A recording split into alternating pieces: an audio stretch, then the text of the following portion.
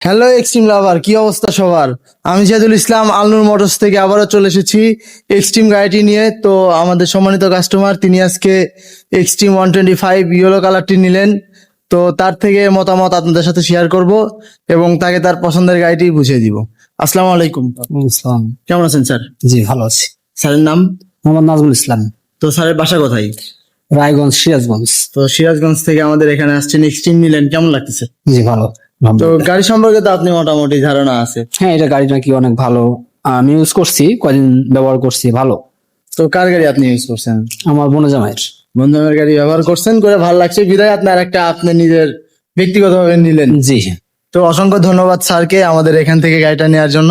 আসসালামু আলাইকুম স্যার। ওয়ালাইকুম সালাম। স্যার কেমন আছেন? আলহামদুলিল্লাহ। স্যারের নাম? মোহাম্মদ গোলাম রব্বানি। তো যিনি গাড়ি নিলেন তিনি কে হয় আপনার? জামাই হয়।